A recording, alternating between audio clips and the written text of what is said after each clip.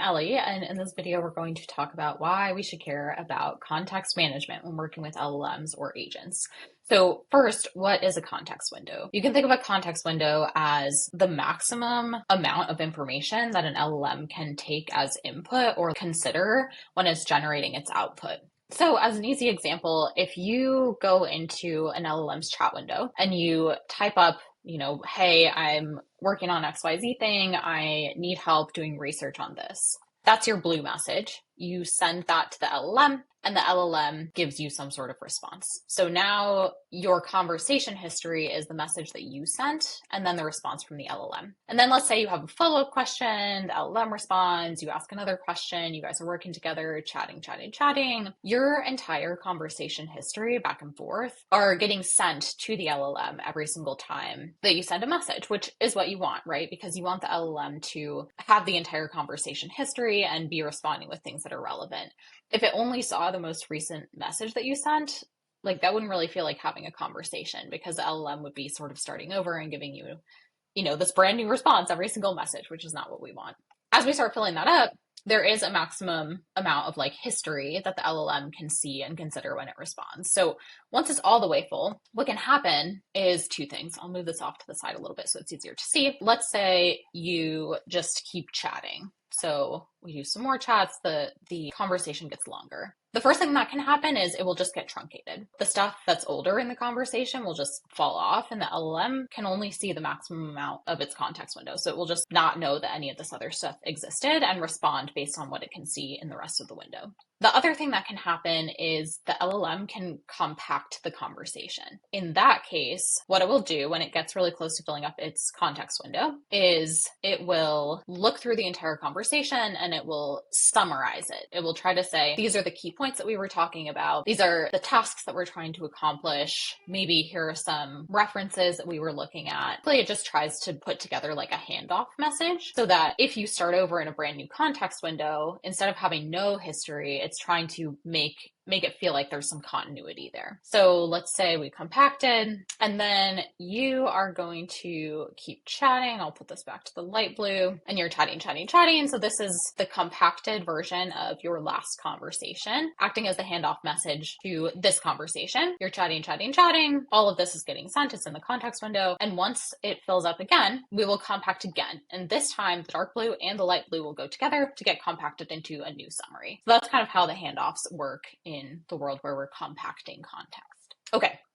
Context management. The concept that's really important here is because the entire conversation history is getting sent to the LLM on every single turn, we want to be sure that everything in those turns is relevant to the topic that we're talking about. So why do we care about that? Let's say we were chatting about this light blue topic, chatting, and then, I had a side question and was wondering about actually this other topic, which is green. And then the LLM responds, and that's fine.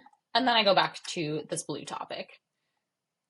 And the LLM now, when I go back to this blue topic, it sees all of the blue topic we were talking about before, but it also sees this green topic really recently in our history. So it's going to think that's kind of relevant too. It's going to consider that when it responds to our blue information. You can think about this if you are talking to another human, that's the best analogy here, and they sort of change topics and then change back, and you're okay, are we still on the green topic or on the blue topic? What am I supposed to be responding to here? And then it's even worse if you do that with multiple topics, right? So let's say you do green and then red, and then, I don't know, you had some random question. We're going to make that yellow.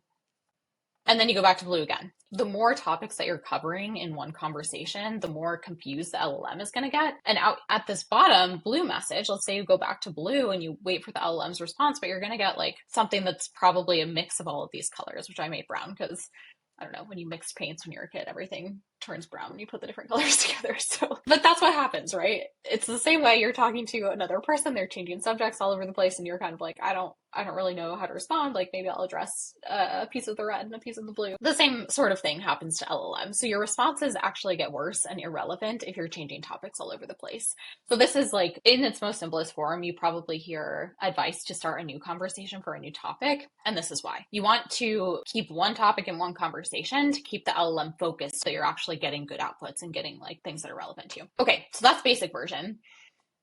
Advanced version, this actually matters if you have set up either Claude Cowork or some other type of context retrieval system. So what does that mean? That means in a normal chat, so up here, the context that the LLM has in its context window are just the things that you are chatting about, right? Like everything that you're typing into the box and hitting enter. If you want the agent or the LLM to be able to reference other things, you might give it access to your Notion, you might give it access to Google Drive, and it can go search through those other documents and bring that information into the chat as well. How does that work? You will type in your message. We're going to go light blue again. Maybe the LLM does like a quick response, and then you're like, oh, actually go look in Google Drive. I think there's a document relevant to that. The LLM is going to say, okay, we're talking about this blue topic. Let me go see if there's anything relevant to the blue topic in the Google Drive. It's going to go search and it's going to find, oh, this one has some blue in it.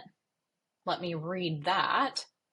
And remember, any data that the LLM is reading goes as input, right? It shows up in the conversation back and forth. It also sees this other document that has some blue in it.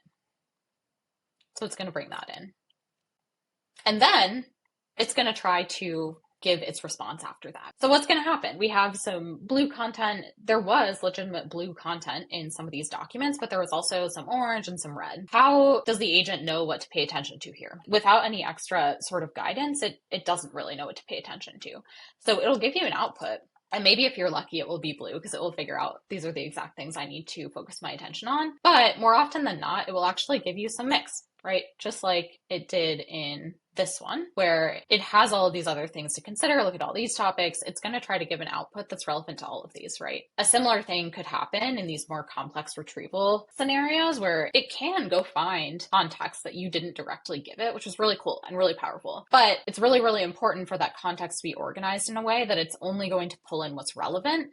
Because if I give it access to all of these documents, but then it's giving me these outputs that are related to purple when I wanted blue, that was kind of a waste of conversation and resources because it didn't actually do what I wanted it to do. And now I have to go do that, right? So it didn't really help me. The three key things to take away here. One, LLMs have this maximum amount of information that they can consider or take as input when they're generating their outputs. Because of that, it's really important to make sure that what we're putting into those context windows, what the LLM is taking as consideration each time that we're asking it to do some generation, is relevant to the thing that we want it to do. And then just thinking through how this can work in more complex systems, whether you need to organize your knowledge base in a certain way or give the agent a certain retrieval tool that helps it find what's relevant. The complex systems can be really powerful, but they do need to be sort of architected or like set up in a way that actually makes things relevant, or else you're just going to get frustrated and feel like you're playing whack-a-mole and you connected all these tools, but like still the responses are kind of not great, like not good enough to use. It's just frustrating. So those are the key things to know about context management. There's a lot of other topics and details we could go into here, so let me know what's interesting and I can record another video. I like to do these with visuals just because that helps me to understand, and I hope that it helps other people as well. But let me know what's interesting and we can do more of these.